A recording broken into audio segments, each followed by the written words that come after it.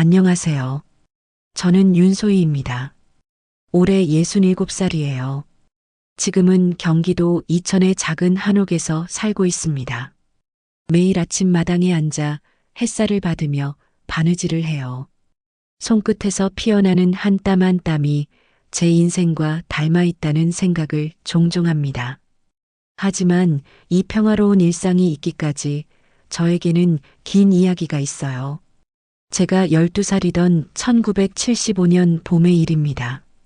서울 성북구의 작은 한옥에서 어머니가 몰래 저에게 자수를 가르쳐 주셨어요. 소희야, 이리 와서 앉아봐. 어머니 김순자는 작은 목소리로 저를 부르셨습니다. 아버지가 낮잠을 자는 시간이었거든요. 어머니는 항상 아버지가 없을 때만 이런 일을 하셨어요. 이게 뭐예요, 어머니? 자수라고 하는 거야. 바늘로 천의 그림을 그리는 거지. 어머니의 손은 참 신기했습니다. 가느다란 바늘 끝에서 꽃잎이 피어나고 나비가 날아오르는 것 같았어요. 저는 그 모습을 넋을 잃고 바라보았습니다. 저도 해볼 수 있을까요? 물론이지. 하지만 어머니의 표정이 갑자기 어두워졌습니다. 아버지에게는 말하면 안 돼. 알았지? 순간 마음이 움츠러들었습니다. 왜 이렇게 예쁜 일을 숨겨야 하는 걸까요? 우리 집은 성북구 언덕 위에 있는 작은 한옥이었습니다. 마당에는 어머니가 기르는 채소들이 자라고 있었고 대문 앞에는 큰 느티나무가 서 있었어요. 가족은 5명이었습니다. 아버지 윤태식, 어머니 김순자, 고등학생인 오빠 종민, 그리고 초등학생인 동생 지영이와 저. 아버지는 원래 구청에서 일하는 공무원이었어요. 하지만 제가 10살 때 갑자기 일을 그만두셨습니다. 정확한 이유는 몰랐지만 어른들 대화를 들어보니 좋지 않은 일에 연루되셨다고 했어요. 그 이후 아버지는 집에만 계시면서 점점 화를 많이 내기 시작했습니다. 이 집에서는 내가 가장이다. 아버지의 목소리가 집 전체를 떨리게 만들었어요. 어머니는 초등학교 선생님이셨는데 아버지가 일을 그만두신 후 어머니도 학교를 그만두셨습니다. 여자가 밖에서 일하면서 돈을 벌면 안 된다. 집에서 살림이나 제대로 해. 그렇게 우리 집은 아버지만의 작은 왕국이 되어버렸어요. 오빠 종민은 아버지를 많이 닮았습니다. 키도 크고 목소리도 컸어요. 고등학교에 다니면서부터는 저와 지영이에게 명령하는 말투로 이야기하기 시작했어요. 야, 소희. 내 방 청소해 와. 오빠가 하시면 안 돼요? 여자애가 이런 것도 못하면 어떻게 시집 가냐? 12살밖에 안 된 저에게 벌써 시집 이야기라니. 가슴이 답답했습니다. 그런 우리 집에서 유일한 위로는 어머니와 함께하는 자수 시간이었어요. 어머니는 저에게 기본적인 바늘 잡는 법부터 차근차근 가르쳐 주셨습니다. 처음에는 손가락이 아프고 바늘에 찔리기도 했지만 점점 재미있어졌어요. 소희야, 넌 정말 손재주가 좋구나. 어머니가 제 작품을 보며 웃으셨어요. 그 웃음이 참 따뜻했습니다. 몇 달 후 저는 학교 미술 시간에 자수 작품을 만들어 갔어요. 작은 손수건에 분홍색 벚꽃을 수놓은 것이었습니다. 와, 소혜야. 이거 정말 예쁘다. 어떻게 이런 걸 만들었어? 친구들이 모두 감탄했어요. 선생님도 깜짝 놀라셨습니다. 윤소희, 이거 정말 내가 만든 거니? 네, 선생님. 학교 전시회에 내보자. 상을 받을 수도 있을 것 같은데? 그날 집에 돌아와서 저는 신이 나서 어머니에게 말씀드렸어요. 어머니, 제 작품이 전시회에 나간대요. 어머니의 얼굴이 환해졌습니다. 정말? 우리 소희가 그렇게 잘했구나. 그런데 그 순간 현관문이 벌컥 열렸어요. 아버지가 들어오셨습니다. 뭘 그렇게 떠들어대는 거야? 순간 집안이 조용해졌습니다. 어머니의 표정이 굳어졌어요. 별거 아니에요, 여보. 하지만 저는 너무 기뻐서 참을 수 없었습니다. 아버지, 제가 만든 자수작품이 학교 전시회에 나가요. 제 안에서 뭔가가 툭 하고 끊어졌습니다. 아버지의 얼굴이 순식간에 빨갛게 변했어요. 자수? 자수가 뭐야? 바늘로 천의 그림을 그리는 거예요. 정말 예쁘게. 당장 그런 거 그만해. 아버지의 목소리가 집 전체를 흔들었습니다. 여자애가 그런 쓸데없는 짓을 해서 뭐 하겠어? 공부나 열심히 해. 하지만 아버지, 말대답하지 마. 아버지가 손을 들어 올리셨어요. 어머니가 재빨리 제 앞으로 와서 막아섰습니다. 여보, 아이가 잘못한 게 없잖아요. 당신이 가르친 거 아니야? 어머니는 대답하지 못했어요. 아버지의 눈이 무섭게 빛났습니다. 여자가 밖에서 주목받으려고 하면 안 돼. 집에서 조용히 살림이나 배워야지. 그날 밤 저는 이불을 뒤집어 쓰고 울었어요. 왜 제가 좋아하는 일을 하면 안 되는 건지 이해할 수 없었습니다. 일주일 후 학교 전시회에서 제 작품이 1등상을 받았어요. 축하해, 소희야. 선생님이 상장을 주시며 웃으셨어요. 친구들도 모두 박수를 쳐주었습니다. 집에 돌아가는 길에 저는 상장을 꼭 껴안고 걸었어요. 어머니가 얼마나 기뻐하실까 생각하니 발걸음이 가벼웠습니다. 하지만 집에 도착하자마자 분위기가 이상했어요. 어머니가 부엌에서 울고 계셨습니다. 뺨이 빨갛게 부어 있었어요. 어머니, 왜 그러세요? 아무것도 아니야, 소희야. 그때 아버지가 방에서 나오셨어요. 뭘 들고 왔어? 상장이요. 제가 1등을 했어요. 아버지가 제 손에서 상장을 뺏어가셨어요. 그리고는 찢어버리셨습니다. 이런 거 필요 없어. 상장 조각들이 바닥에 떨어졌어요. 저는 그 자리에 주저앉아 울기 시작했습니다. 아버지, 왜 그러세요? 여자가 밖에서 이런 것으로 이름을 알리면 안 된다고 했잖아. 그날 밤 어머니가 제 방으로 와서 상장 조각들을 주워 모아주셨어요. 미안해, 소희야. 어머니가 잘못했어. 어머니 잘못이 아니에요. 그래도 앞으로는 조심해야 할 것 같아. 아버지가 모르게 해야겠어. 그 순간 저는 깨달았어요. 우리 집에서는 제가 좋아하는 일조차 숨어서 해야 한다는 것을. 그날부터 저의 진짜 인생이 시작되었습니다. 겉으로는 조용한 딸이지만 마음속에서는 반항의 씨앗이 자라나고 있었어요. 바늘 끝에 담긴 제 꿈은 아직 끝나지 않았습니다. 중학생이 된 저는 더욱 조심스러워졌어요. 하지만 자수에 대한 열정만은 포기할 수 없었습니다. 어머니와 함께 몰래 연습하는 시간이 제 유일한 행복이었거든요. 그때 제 인생에 중요한 분이 나타났어요. 학교 근처에 있는 작은 한복점의 사장님이었습니다. 이복순 할머니였어요. 어느 날 학교 끝나고 집에 가는 길에 한복점 앞을 지나가고 있었어요. 할머니가 가게 앞에서 바느질을 하고 계셨습니다. 어머, 이게 누구야? 할머니가 저를 보며 환하게 웃으셨어요. 학교 다녀오는 길이구나. 잠깐 이리 와봐. 할머니의 목소리가 참 따뜻했어요. 저는 조심스럽게 다가갔습니다. 너 바느질 할 줄 아니?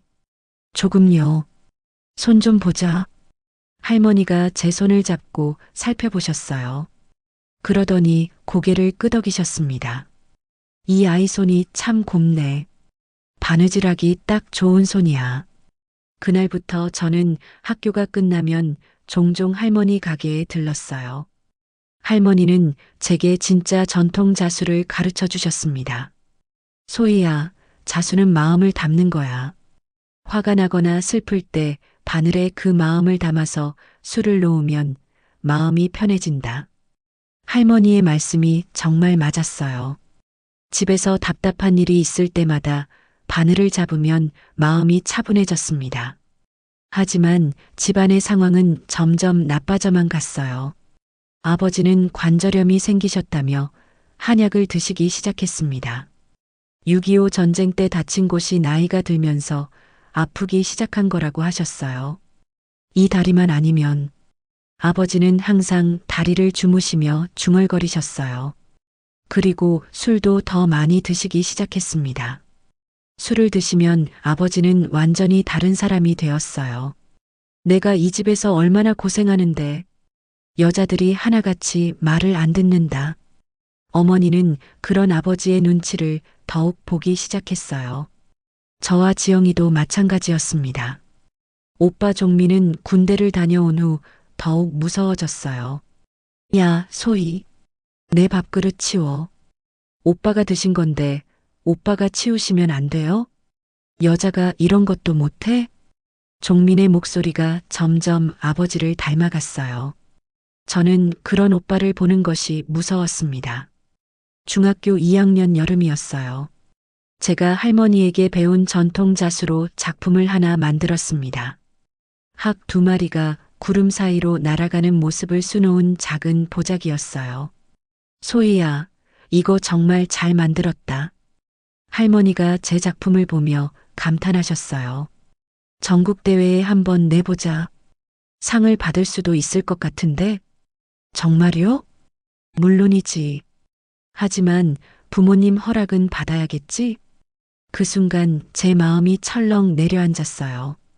집에 돌아가서 어머니에게만 살짝 말씀드렸어요.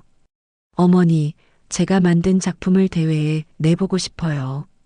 어머니의 얼굴이 곧바로 굳어졌습니다. 소희야, 그런 건 아버지가 허락하실 리 없어. 하지만 상을 받으면 절대 안 돼. 지난번 일을 벌써 잊었니? 어머니의 목소리에 두려움이 가득했어요. 그날 밤 저는 혼자 결정했습니다. 아버지에게는 말하지 않고 대회에 작품을 내기로요. 할머니가 대신 서류를 작성해 주셨어요. 걱정하지 마, 소희야. 좋은 결과가 있을 거야. 한 달 후 결과가 나왔어요. 1등이었습니다. 축하해, 소희야. 할머니가 저를 꼭 안아주셨어요. 저는 너무 기뻐서 눈물이 났습니다.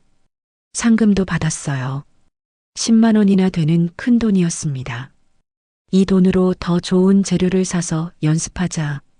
할머니와 함께 기뻐하는 시간이 너무 행복했어요. 하지만 그 행복은 오래가지 못했습니다. 일주일 후 동네 아주머니가 우리 집에 오셨어요. 순자야, 너희 딸이 상 받았다며? 신문에도 났던데? 순간 제 온몸이 얼어붙었어요. 어머니의 얼굴이 하얗게 변했습니다. 네, 무슨 말씀이세요? 모르고 있었구나. 윤소희, 전국 자수대회 1등. 어머, 우리 동네에서 이런 유명인이 나왔네. 아주머니가 가신 후 집안이 조용해졌어요. 무서운 침묵이었습니다. 어머니가 떨리는 목소리로 물어보셨어요. 소희야, 정말 대회에 나간 거니? 네. 그때 현관문이 열렸어요. 아버지가 들어오셨습니다. 뭔 소리가 들리던데 신문에 났다고? 아버지의 목소리가 평소보다 낮았어요. 그게 더 무서웠습니다. 여보, 그게 당장 신문 가져와. 어머니가 다급히 신문을 가져왔어요. 작은 기사였지만 제 이름이 분명히 적혀 있었습니다. 아버지가 신문을 보시더니 얼굴이 빨갛게 변했어요. 윤소희. 제 이름을 부르는 아버지의 목소리에 온몸이 떨렸어요. 내가 뭐라고 했어? 아버지. 여자가 밖에서 이름을 알려서 뭐 하겠어. 그날 아버지는 처음으로 어머니를 때리셨어요. 당신이 몰래 가르친 거지. 여보, 제발. 어머니의 뺨이 빨갛게 부어올랐어요. 저는 그 모습을 보고 있을 수가 없었습니다. 제 잘못이에요. 어머니는 모르셨어요. 닥쳐. 아버지가 저에게도 소리쳤어요. 그날부터 우리 집에는 감시가 시작되었어요. 아버지와 종민이 번갈아 가며 저와 어머니, 지영이를 지켜봤습니다. 학교가 끝나면 바로 집으로 와야 했고 한복점에도 갈 수 없었어요. 할머니가 걱정이 되어 집까지 찾아오셨어요. 소희가 요즘 안 보이던데 어디 아프기라도 했나요? 아버지가 문을 열더니 차갑게 말씀하셨어요. 우리 딸은 이제 그런 쓸데없는 일 안 합니다. 할머니의 실망한 표정을 보니 가슴이 미어졌어요. 그날 밤 저는 처음으로 탈출을 생각했습니다. 이런 집에서 평생 살 수는 없다고 생각했어요. 어머니도 같은 마음이었나 봐요. 며칠 후 어머니가 저에게 조용히 말씀하셨어요. 소희야, 우리 여기서 나가는 게 어떨까? 정말요? 하지만 계획을 잘 세워야 해. 조심스럽게. 그렇게 우리는 첫 번째 탈출 계획을 세우기 시작했어요. 하지만 그 계획은 곧 발각되고 말았습니다. 종민이 우리 대화를 엿듣고 아버지에게 고발한 거예요. 아버지, 어머니와 소희가 집을 나갈 계획을 세우고 있어요. 그날 밤은 정말 끔찍했어요. 아버지의 분노가 집 전체를 덮었습니다. 감히 내 집에서 나가겠다고? 그 이후로 우리는 더욱 철저히 감시받기 시작했어요. 실밥이 하나둘 풀리듯 우리 집은 서서히 무너져가고 있었습니다. 고등학교 1학년 겨울이었습니다. 그날 밤은 제 인생에서 절대 잊을 수 없는 밤이에요. 아버지가 어머니를 때리는 소리가 집 전체에 울려 퍼졌습니다. 평소보다 훨씬 심했어요. 그만해 주세요. 어머니의 비명소리가 벽을 뚫고 들려왔어요. 저는 이불을 뒤집어 쓰고 떨고 있었습니다. 지영이가 제 방으로 뛰어와서 울면서 매달렸어요. 언니 무서워요. 괜찮아, 지영아. 곧 끝날 거야. 하지만 끝나지 않았어요. 1시간이 지나도 계속되었습니다. 더 이상 참을 수가 없었어요. 저는 조용히 방문을 열고 복도로 나갔습니다. 부모님 방 앞에서 숨을 죽이고 귀를 기울였어요. 내가 이 집에서 얼마나 고생하는데 여자들이 하나같이 말을 안 듣는다. 아버지의 목소리가 술에 절어 있었어요.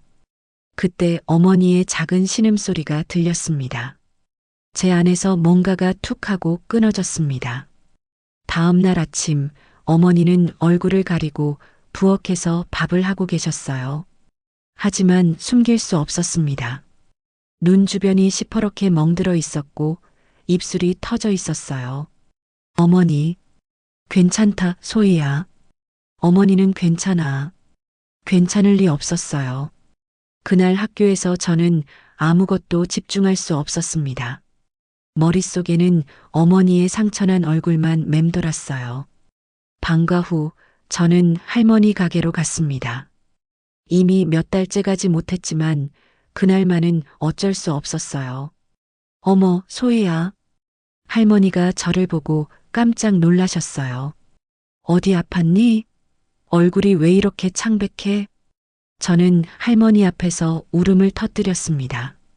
할머니, 무슨 일이야, 애야? 저는 집에서 일어나는 모든 일을 할머니에게 털어놓았어요. 아버지의 폭력, 어머니의 상처, 우리가 감시받고 있다는 것까지 모두요. 할머니의 얼굴이 점점 굳어졌습니다. 그 못된 놈이. 할머니가 주먹을 불끈 쥐셨어요. 소희야, 이런 말하면 안 되지만 때로는 실을 끊어야 할 때가 있어. 네. 바늘로 상처를 꿰매듯 때로는 실을 끊어야 새로운 시작이 가능해. 할머니의 말씀이 이상했어요. 하지만 그 눈빛에는 저와 같은 분노가 있었습니다. 할머니, 저희가 어떻게 해야 할까요? 일단 기다려봐. 기회는 반드시 온다. 집에 돌아가는 길에 저는 한약방 앞을 지나갔어요. 그때 문득 생각이 났습니다. 아버지가 매일 먹는 한약. 관절염과 전쟁 후유증 때문에 하루도 빠지지 않고 드시는 그 한약 말이에요.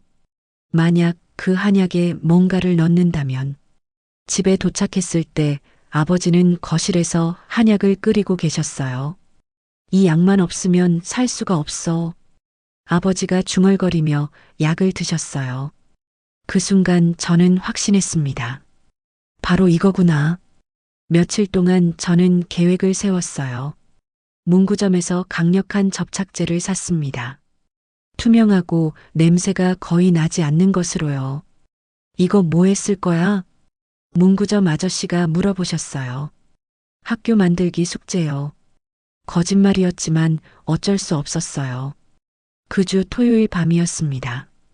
아버지가 평소보다 술을 많이 드시고 일찍 주무셨어요. 어머니와 지영이, 종민도 모두 잠든 시간이었죠. 저는 조용히 일어나서 부엌으로 갔습니다. 아버지의 한약 그릇이 찬장 위에 있었어요. 내일 아침에 드실 약이었습니다. 손이 떨렸어요. 이렇게 해도 될까? 하지만 어머니의 멍든 얼굴이 떠올랐습니다. 저는 접착제 뚜껑을 열었어요. 한약에 조금씩 섞었습니다. 색깔도 비슷하고 냄새도 강한 한약 냄새에 가려졌어요. 젓가락으로 조심스럽게 저었습니다. 완벽했어요. 절대 눈치챌 수 없을 정도였습니다. 그날 밤 저는 잠을 이룰 수 없었어요. 내가 정말 이런 일을 한 게 맞나? 하지만 후회는 없었습니다. 다음 날 아침이 왔어요. 아버지가 평소처럼 일어나서 한약을 드셨습니다. 오늘 약이 좀 이상하네. 순간 심장이 멈추는 줄 알았어요. 뭐가 이상해요? 어머니가 조심스럽게 물어보셨어요. 좀 끈적한 것 같은데. 뭐, 약이 원래 그런 거겠지. 아버지는 결국 다 드셨어요. 저는 숨을 죽이고 기다렸습니다. 30분 후였어요. 배가. 아버지가 갑자기 배를 움켜쥐셨어요. 뭔가 이상해. 속이 굳는 것 같아. 점점 얼굴이 창백해지셨어요. 여보, 괜찮아요? 어머니가 다가가셨지만 아버지는 화장실로 뛰어가셨어요. 그 후로는 계속 화장실과 방을 오가셨어요. 얼굴이 점점 파래지고 식은땀을 흘리셨습니다. 병원에 가야겠어. 아버지가 겨우 말씀하셨어요. 종민이 급히 택시를 불렀어요.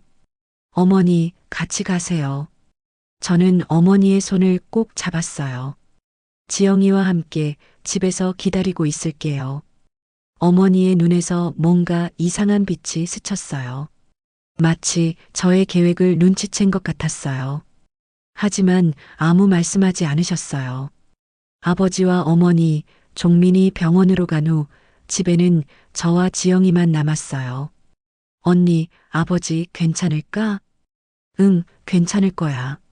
하지만 저는 알고 있었어요. 아버지는 며칠 동안 집에 오지 못할 거라는 걸요. 그리고 바로 지금이 기회라는 것도요. 저는 어머니가 몰래 숨겨둔 돈을 찾았어요. 그리고 우리의 중요한 물건들을 작은 가방에 넣기 시작했어요. 지영이가 놀란 눈으로 저를 바라봤어요. 언니, 뭐 하는 거야? 지영아, 우리 여행 가는 거야. 여행? 응, 아주 먼 곳으로. 저는 제 자수 작품들과 바늘, 실들을 조심스럽게 챙겼어요. 이것들은 절대 놓고 갈 수 없었습니다. 할머니가 가르쳐 주신 모든 것들이 담겨 있었거든요. 해질 무렵 어머니가 혼자 돌아오셨어요. 아버지는요? 입원하셔야 한대. 며칠은 있어야 할 것 같아. 어머니의 목소리가 이상하게 차분했어요. 종민이는? 아버지 곁에서 지키고 있어. 그 순간 어머니와 제 눈이 마주쳤어요. 서로 아무 말도 하지 않았지만 모든 걸 알고 있었어요. 소희야. 네. 짐 쌌니? 네. 그럼 가자. 그렇게 우리는 집을 나섰습니다. 돌아보지 않았어요. 뒤돌아볼 이유가 없었거든요. 버스 정류장으로 향하는 우리의 발걸음은 자유를 향한 첫걸음이었습니다. 이천으로 가는 버스 안에서 저는 처음으로 자유를 느꼈어요. 창밖으로 스쳐 지나가는 풍경들이 모두 새로워 보였습니다. 어머니는 제 손을 꼭 잡고 계셨고 지영이는 제 어깨에 기대어 잠들어 있었어요. 괜찮을 거야, 소희야. 어머니가 작은 목소리로 말씀하셨어요. 네, 어머니. 하지만 솔직히 무서웠어요. 앞으로 어떻게 살아가야 할지 막막했습니다. 이천에 도착한 건 밤 10시였어요.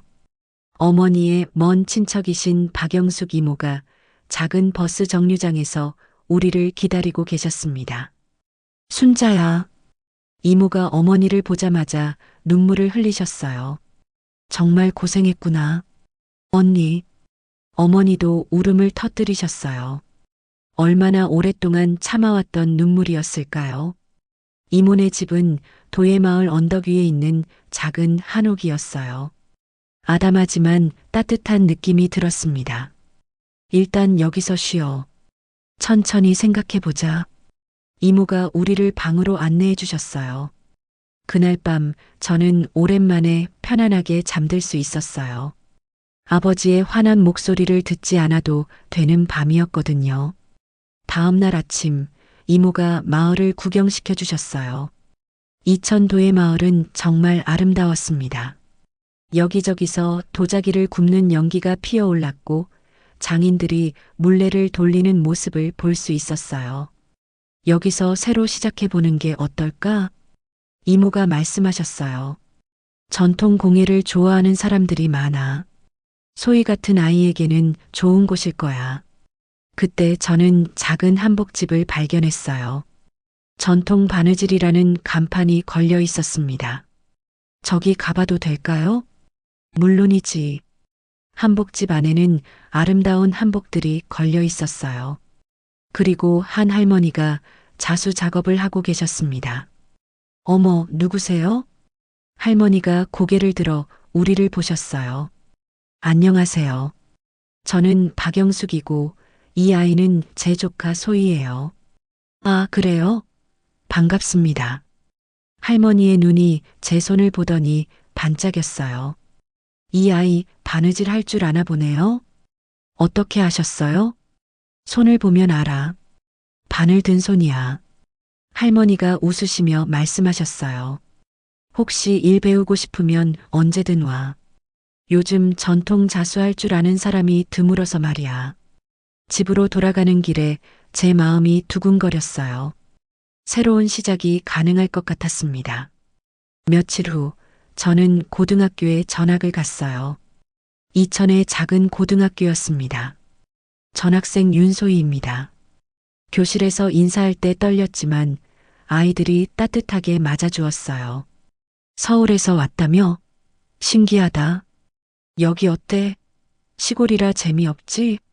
아이들의 순수한 관심이 고마웠어요. 방과 후에는 한복집에서 일을 배우기 시작했습니다. 김정옥 할머니는 정말 대단한 분이셨어요. 전통 자수의 달인이셨거든요. 소희야, 자수는 마음을 담는 거야. 할머니가 제게 말씀하셨어요. 화가 날 때는 빨간색, 슬플 때는 파란색. 그 마음을 실에 담아서 술을 놓으면 마음이 정화돼. 할머니의 가르침은 이복순 할머니와 비슷했어요. 하지만 더 깊고 체계적이었습니다. 서울에서의 기억들이 조금씩 아물어갔어요. 어머니도 마을에서 바느질 일을 시작하셨어요. 한복 수선이나 간단한 옷 만들기를 하셨습니다. 소희야, 우리가 정말 자유로워진 것 같아. 어머니가 저녁에 말씀하셨어요. 네, 어머니. 지영이도 새 학교에 잘 적응했어요. 밝고 활발한 원래 성격을 되찾아가고 있었습니다. 하지만 완전히 안심할 수는 없었어요.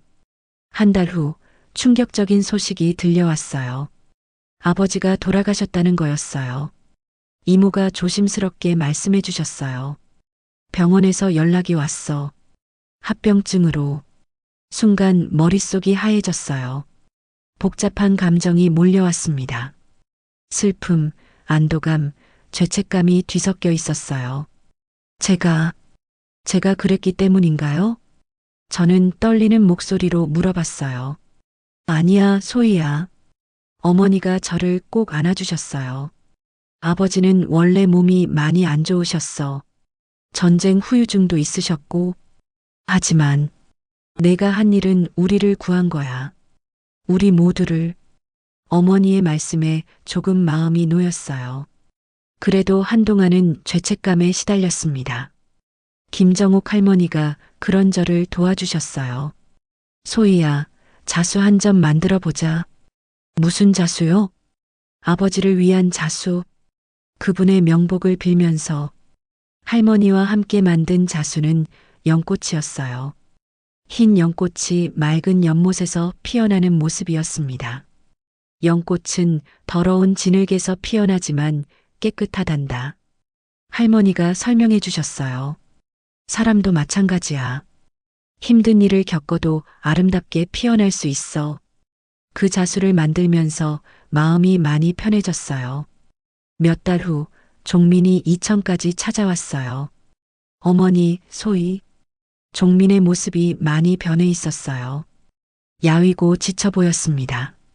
아버지 장례식에 왜 안 왔어? 미안해, 종민아. 어머니가 조용히 말씀하셨어요. 우리는 이제 다른 길을 가기로 했어. 그래도 가족인데. 가족이라면서 우리한테 뭘 했는지 기억 안 나? 제가 참지 못하고 말했어요. 종민의 얼굴이 굳어졌습니다. 소희야, 내가 아버지한테 뭘 했다고? 저는 종민을 똑바로 바라봤어요. 아버지가 어머니한테 한 일을 기억해. 우리한테 한 일도. 종민이 할 말을 잃었어요. 오랜 침묵 후에 종민이 입을 열었어요. 미안해. 뭐가? 다 미안해. 아버지 편을 든 것도, 너희를 지켜주지 못한 것도. 종민의 눈에 눈물이 맺혔어요. 나도 아버지가 무서웠어. 하지만 아들이니까 참아야 한다고 생각했어. 그 순간 저는 종민도 피해자였다는 걸 깨달았어요. 오빠도 힘들었구나. 응. 우리는 그날 오랫동안 이야기했어요. 서로의 상처에 대해서, 앞으로에 대해서요. 종민이 떠날 때 저는 작은 자수 작품을 선물로 주었어요. 이게 뭐야? 나비야. 애벌레에서 나비가 되는 것처럼 오빠도 변할 수 있어. 종민이 그 선물을 꼭 안고 갔어요. 고등학교 3학년이 되었을 때 저는 전국 전통 공예 대회에서 대상을 받았어요. 이번에는 누구의 눈치도 보지 않았습니다. 축하해, 소희야. 할머니가 저를 껴안으며 기뻐하셨어요. 이제 정말 훌륭한 장인이 됐구나. 그날 밤 어머니와 함께 상장을 보며 웃었어요.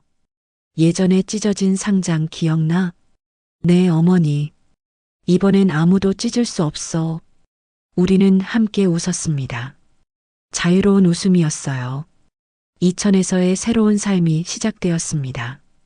끊어진 실을 다시 이어서 아름다운 작품을 만들어가는 것처럼 우리도 새로운 인생을 꿰매어 나가고 있었어요. 대학을 졸업하고 이천으로 돌아온 건 1985년 봄이었어요. 서울에서 전통 공예를 전공하면서 더 많은 것을 배웠지만 이천이 제 진짜 고향이라는 걸 깨달았습니다. 김정옥 할머니가 저를 반갑게 맞아주셨어요. 우리 소희가 훌륭한 선생님이 되어서 돌아왔구나.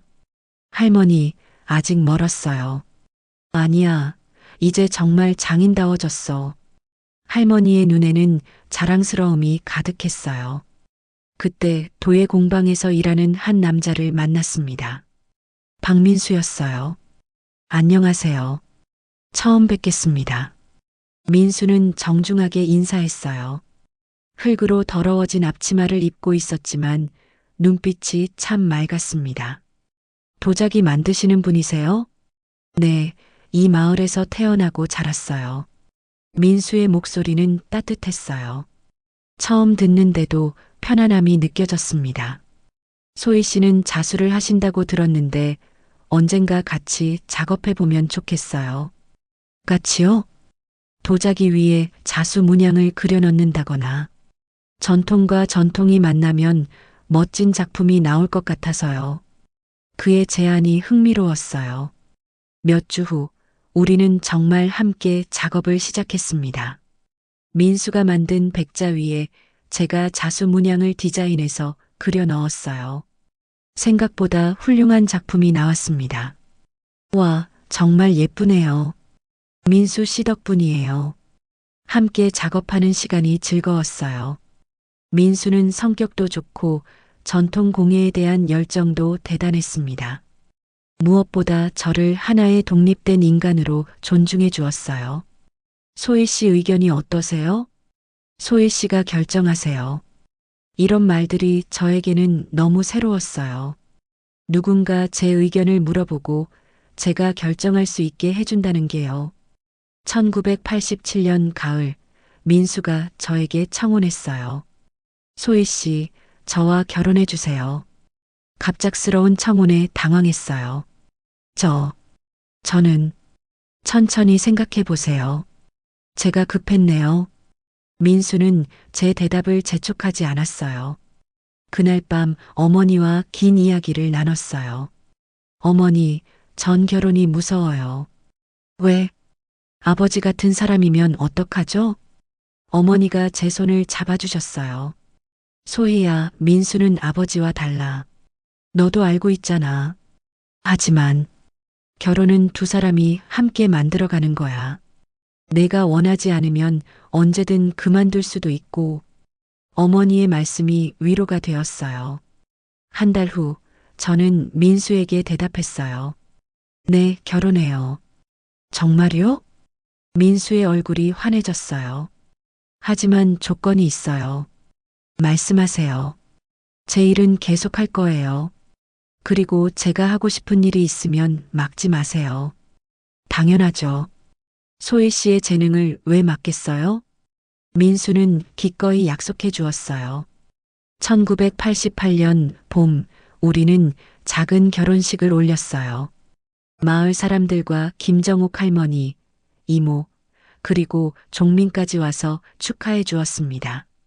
소희야, 행복해라. 어머니가 저를 안으며 눈물을 흘리셨어요. 네, 어머니. 결혼 후의 생활은 정말 달랐어요. 민수는 집안일도 함께 했고 제 의견을 항상 존중해 주었습니다. 무엇보다 저를 통제하려 하지 않았어요. 오늘 뭐 하고 싶어요? 공방에서 새 작품 만들어 볼까요? 좋은 생각이에요. 전 도자기 작업할게요. 이런 평범한 대화가 저에게는 기적 같았어요. 1990년 딸 예린이가 태어났어요. 작고 귀여운 아기를 보는 순간 제 안에서 뭔가가 움직였습니다. 이 아이는 절대 우리가 겪은 일을 겪게 하면 안 돼. 민수도 같은 마음이었어요. 우리 딸은 자유롭게 키우자. 하고 싶은 일을 마음껏 할 수 있게. 예린이를 키우면서 저는 더욱 성장했어요. 아이에게 화를 낼 때마다 아버지의 모습이 떠올라서 스스로를 다스렸습니다. 예린아, 엄마가 잘못했어. 미안해. 괜찮아요, 엄마. 예린이는 밝고 건강하게 자라났어요. 무엇보다 자신의 의견을 당당히 표현하는 아이가 되었습니다. 1995년 저는 무형문화재 전수자로 지정되었어요. 축하합니다, 선생님. 제자들이 모여서 축하해 주었어요. 이제 저도 누군가를 가르치는 사람이 되었습니다. 그때 특별한 결심을 했어요. 가정폭력으로 고통받는 여성들을 위한 자수교실을 열기로요. 바늘과 실 교실이라고 이름 지었어요. 자수를 배우면서 마음도 치유하자는 뜻이에요. 김정옥 할머니가 제 계획을 듣고 크게 기뻐하셨어요. 소희야, 정말 훌륭한 생각이다. 첫 번째 수업에는 5명의 여성이 왔어요. 모두 어두운 표정이었지만 눈빛만은 간절했습니다. 안녕하세요. 저는 윤소희예요. 저는 제 이야기를 조금씩 들려주었어요. 어린 시절의 일, 탈출, 그리고 새로운 시작에 대해서요. 선생님도 그런 일을 겪으셨다니. 한 여성이 놀라며 말했어요. 네, 하지만 지금은 행복해요. 여러분도 할 수 있어요. 자수를 가르치면서 저도 많이 배웠어요. 상처받은 마음이 바늘과 실을 통해 조금씩 치유되는 모습을 보면서 제 선택이 옳았다는 확신이 들었습니다. 2005년 어머니가 편안히 돌아가셨어요. 소희야, 내가 끊어준 실 덕분에 우리 모두 자유로워졌다. 어머니의 마지막 말씀이었어요. 장례식에서 저는 울지 않았어요. 대신 감사했습니다. 어머니가 제게 용기를 주셨고 함께 자유를 찾을 수 있었으니까요. 지금 저는 67세가 되었어요. 예린이는 결혼해서 두 딸을 낳았습니다. 제 손녀들이에요. 할머니, 저도 자수 배우고 싶어요. 큰 손녀 하늘이가 말했어요. 그래, 정말? 네, 할머니처럼 예쁜 작품 만들고 싶어요. 작은 손녀 별이도 고개를 끄덕였어요. 손녀들에게 자수를 가르치면서 저는 깨달았어요.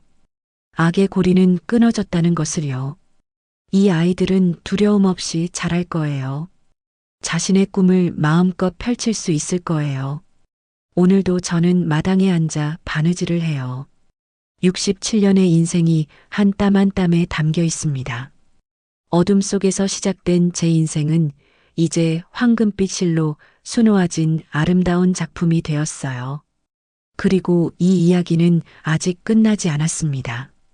제가 만든 작품들처럼 아직도 계속 만들어져 가고 있거든요. 여러분, 오늘 이야기 잘 들으셨나요? 그녀의 앞으로의 삶을 응원한다면 구독과 좋아요를 꼭 눌러주세요. 여러분의 응원이 영상 제작에 많은 도움이 됩니다. 감사합니다.